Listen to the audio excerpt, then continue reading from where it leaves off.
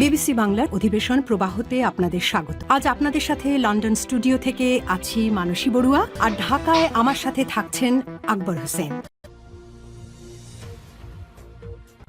বাংলাদেশের সর্বশেষ গুরুত্বপূর্ণ আপডেট সংবাদে আপনাকে স্বাগত। শুরুতেই সংবাদ শিরোনাম, পরে বিস্তারিত।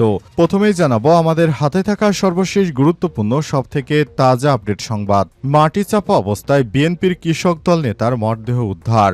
রংপুরের কাউনিয়ায় নিখোঁজের একদিন পর মাটিচাপা দেওয়া অবস্থায় বিএনপির কৃষক দলের যুগ্ম আহ্বায়ক মোবারক আলীর মরদেহ উদ্ধার করেছে পুলিশ। এই ঘটনায় নজরুল ইসলাম নামে একজনকে আটক করা হয়েছে। আজ পুলিশের অভিযানে একজনকে আটক করা হয়েছে, তিনি এই ঘটনার সঙ্গে যুক্ত বলে জানা গেছে। এরপর জানাবো খাগড়াছড়িতে ১৪৪ ধারা জারি। খাগড়াছড়ি সদর উপজেলা এবং পৌরসভা এলাকায় অনির্দিষ্টকালের জন্য ১৪৪ ধারা জারি করেছে জেলা প্রশাসন। আজ দুপুর ২টা থেকে পরবর্তী নির্দেশ না দেওয়া পর্যন্ত আদেশ কার্যকর থাকবে। জেলা ম্যাজিস্ট্রেট এবং জেলা প্রশাসক এবিএম ইফতেখারুল ইসলাম এই আদেশ জারি করে। এদিকে মার্কিন প্রেসিডেন্টের সংবর্ধনা অনুষ্ঠানে প্রধান উপদেষ্টা এবং তার কন্যার যোগদান। প্রধান উপদেষ্টা অধ্যাপক ড মোহাম্মদ ইউনূস এবং তার কন্যা ডিনা ইউনূস গত ২৩শে সেপ্টেম্বর যুক্তরাষ্ট্রের প্রেসিডেন্ট ডোনাল্ড ট্রাম্প আয়োজিত সংবর্ধনা অনুষ্ঠানে যোগ দেন। এ সময় প্রধান উপদেষ্টা প্রেসিডেন্ট ট্রাম্পকে সুবিধাজনক সময়ে বাংলাদেশ সফরের আমন্ত্রণ জানিয়েছেন।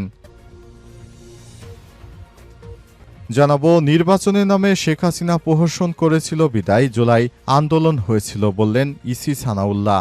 নির্বাচন কমিশনার ইসি ব্রিগেডিয়ার জেনারেল অবসরপ্রাপ্ত আবুল ফজল সানাউল্লাহ বলেছেন, জুলাই আন্দোলন যে কারণে হয়েছে তার ১ নম্বর কারণ পচামার্কা নির্বাচন ব্যবস্থা ভেঙে পড়া। তিনি বলেন, পক্ষপাতমূলক দুষ্ট নির্বাচনের জন্য ইসি আপনাদের চাপ দেবে না। নির্বাচনের নামে প্রহসন জুলাই আন্দোলনের প্রধান কারণ। আমরা নতুন করে কোনো আন্দোলন ডেকে আনতে চাই না।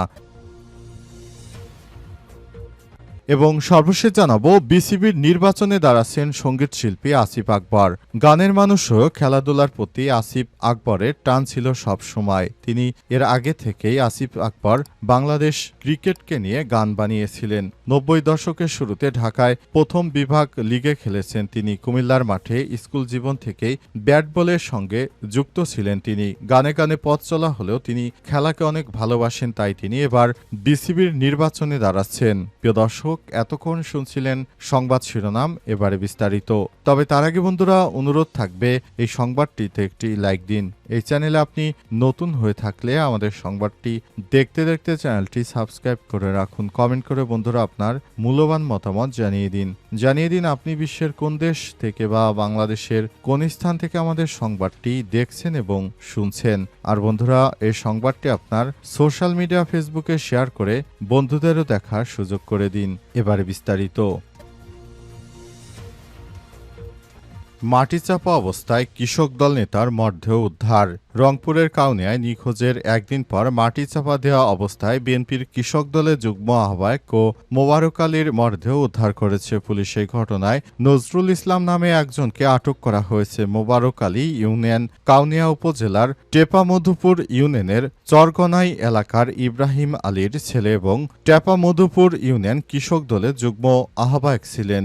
আজ স্থানীয় মমিনুল ইসলামের বাড়ির পেছন থেকে তার মরদেহ উদ্ধার করা হয়। স্থানীয়রা জানান, বৃহস্পতিবার এশার নামাজ পড়তে বের হয়ে মোবারক আলী আর বাড়ি ফেরেননি। পরে তার ব্যবহৃত মোবাইল ফোনটি স্থানীয় মমিনুলের বাড়ির পাশে একটি ধানক্ষেত থেকে উদ্ধার করা হয়। এরপর এলাকাবাসী সন্দেহ হলে খোঁজাখুঁজির এক পর্যায়ে প্রতিবেশী মমিনুলের বাড়ির পাশে আলগা মাটি দেখতে পান তারা। এ সময় মমিনুল পালিয়ে যায়। পরে লোকজন মাটি খুঁড়তে গেলে কাপড়ে মোড়ানো মরদেহের অংশবিশেষ বের হয়ে আসে। দুর্গন্ধ ছড়িয়ে পড়ে খবর পেয়ে পুলিশ ঘটনাস্থলে গিয়ে মরদেহ উদ্ধার করে। কাউনিয়া থানার ভারপ্রাপ্ত কর্মকর্তা ওসি মোহাম্মদ আব্দুল লতিফ শাহ জানান, খবর পেয়ে ঘটনাস্থল থেকে মরদেহ উদ্ধার করে ময়নাতদন্তের জন্য রংপুর মেডিকেল কলেজ হাসপাতালের মর্গে পাঠানো হয়েছে।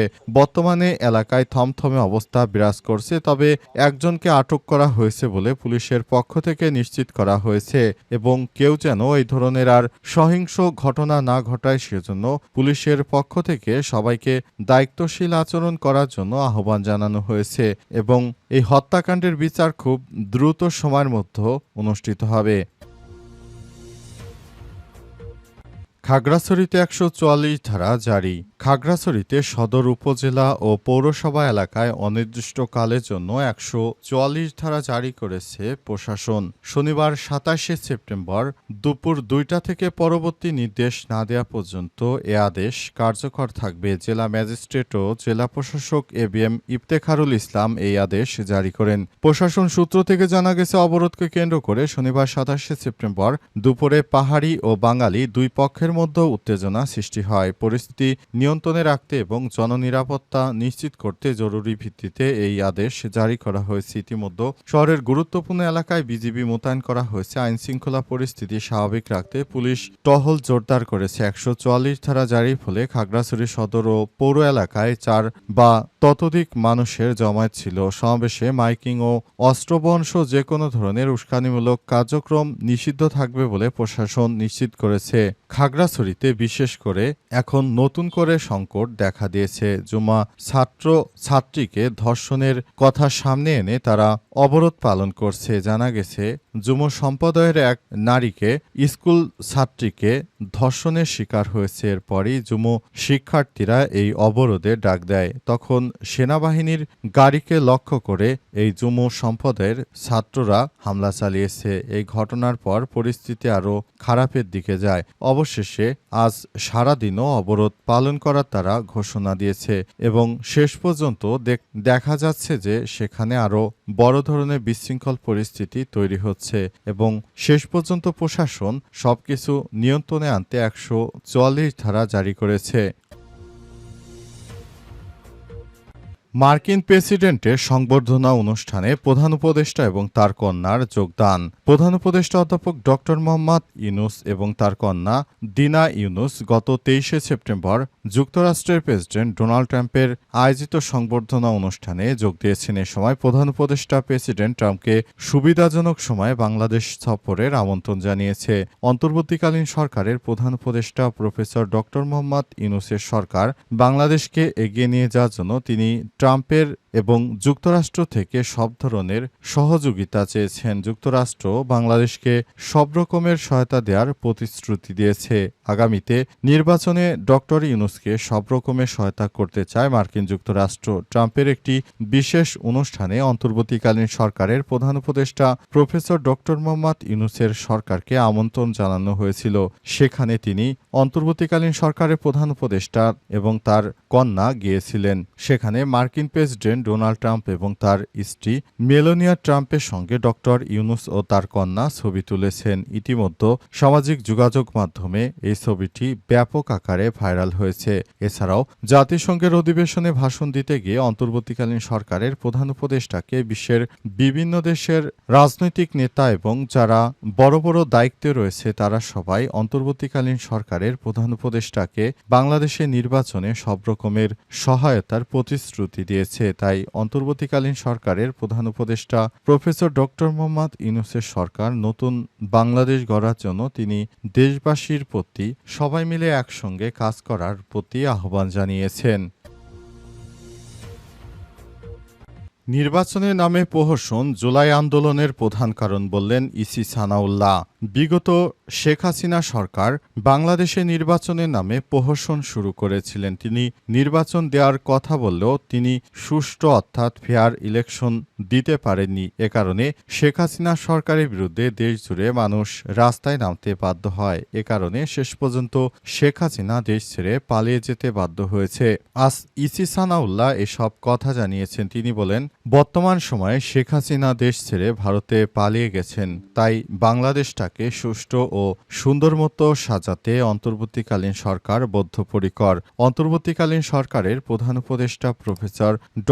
মোহাম্মদ ইউনূসের সরকার তাই নতুন বাংলাদেশ গড়তে একটি সুষ্ঠু নির্বাচনের আয়োজন করতে চান। এজন্য আমরা সব পর্যায়ের কাজ করছি। অন্তর্বর্তীকালীন সরকারের প্রধান উপদেষ্টা প্রফেসর ড. মোহাম্মদ ইউনূসের সরকার দেশটাকে যে ভালো অবস্থানে নিতে চান তা তিনি ইতিমধ্যে জাতিসংঘে গিয়ে বিশ্ব নেতাদের সঙ্গে আলাপকালে বিষয়টি সবার সামনে উপস্থাপন করেছেন। তাই সবাইকে বলবো, অন্তর্বর্তীকালীন সরকারের প্রধান উপদেষ্টা প্রফেসর ড. মোহাম্মদ ইউনূসের সরকার যে মহান দায়িত্ব আমাদেরকে দিয়েছেন একটি সুষ্ঠু নির্বাচন করা, সেটি আমরা করব।